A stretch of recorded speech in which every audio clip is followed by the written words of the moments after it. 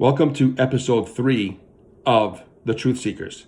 Now, I was originally going to share some information and proof related to what I shared in episode 2, that the Democratic leadership is better for the economy than the Republican leadership. But on the way, I found this video that I found fascinating and unique. I love the guy's analogy, and I want to share that with you instead. And I'll share some more information later on in another video about the economy. But in this particular case, it's related to the federal spending cuts and the true impact of these federal spending cuts. It's very unique. But before I get to that, a couple of reminders about episode 2. We are in a coup, and the only way to stop a coup is that the oppositional collective voices are loud and strong. That's us.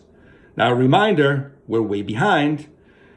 Currently, there are 300 million views on the right versus 60 million views on the left.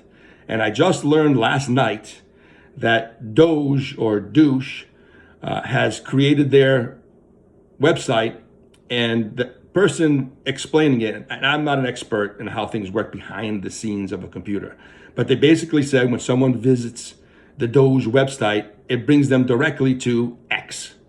And if I'm not mistaken, the guy who owns X is one of the leaders of the coup. So basically, he's driving more people to his platform so he can create more information and lies. Not good. That's why we need to get moving with our collective voices to balance this out. So, a couple of things of clarification. Some people are confused about the community. There really isn't an official community, and I maybe shouldn't even have said that. All I'm asking is for people to share this video, and more importantly, the information, the truthful information within it. And then by sharing this information, you become a member of the community. So please don't get confused. There's no group, there's no real community. I'm just asking people to share this video. With that said, I want to have a personal, open, honest conversation with my friends. What the fuck? I thought when a friend asks for help, other friends are supposed to help. Not mine, apparently. I don't know if you believe that this is some sort of gimmick or that I have some sort of ulterior motives. I am not asking you for any money. I'm not even asking you for any physical help. All I'm asking you to do is to share the truth about what's going on in this country. And I'm trying to do exactly that by sharing it with you. I don't understand where we're at this point. Apparently, we've given up on fighting the Confederacy. It's their turn to take over for a couple hundred years. I don't get it. I'm imagining a conversation in my mind years from now. I don't have any grandkids. I'm assuming I will at some point. But just imagine having a conversation with your grandchild, whether it's Grampy or Grammy or Nona, whatever the hell I call you. The grandchild comes up to you and says, "Hey, Grampy, were you alive when the democracy fell?" "Oh yeah, honey, I was alive." "And what did you do to stop it?" "Well, honey, this is really adult stuff, but I was too busy. I was too tired. I didn't have enough time. This was too exhausting." Whatever fucking excuse you want to come up with. Really? Anyway, so then you turn on to the child and say to them, "It's too adult.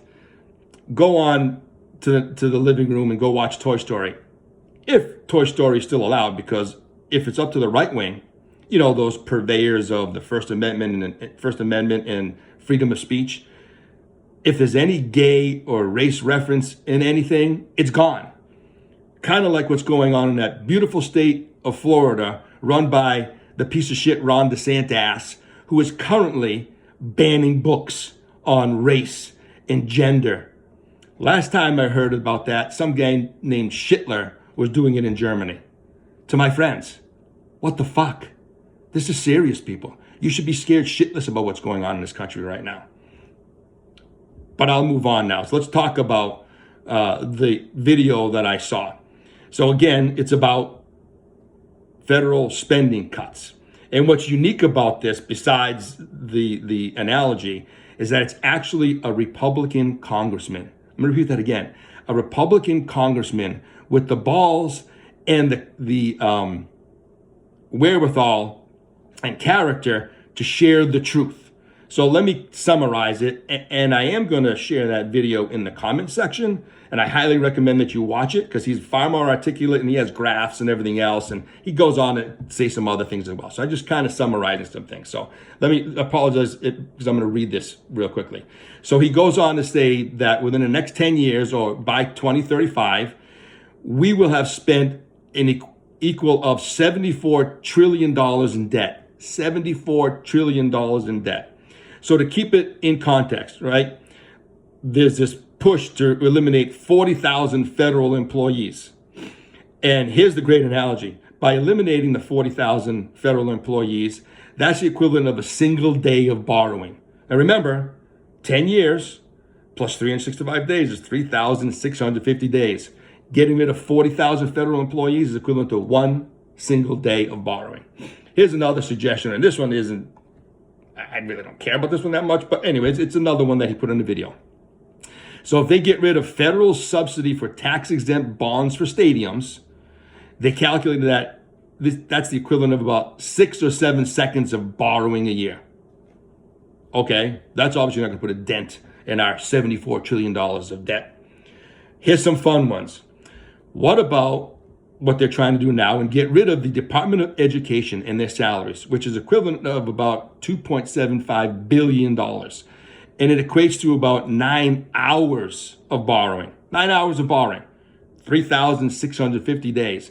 Now, I'm not, again, an expert in the education department, but I do know that they fund things like Head Start.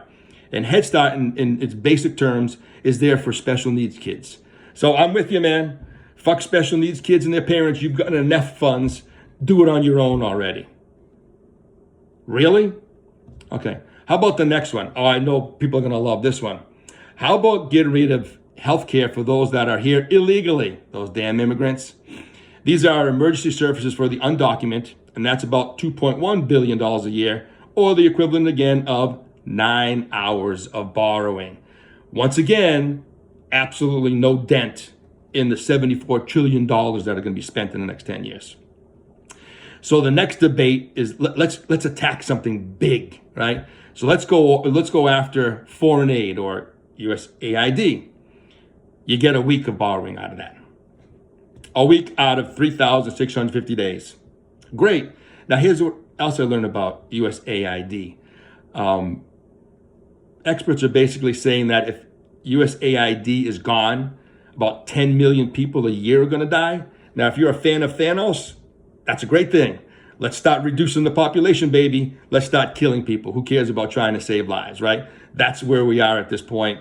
Yoo-hoo, right-wing ideology.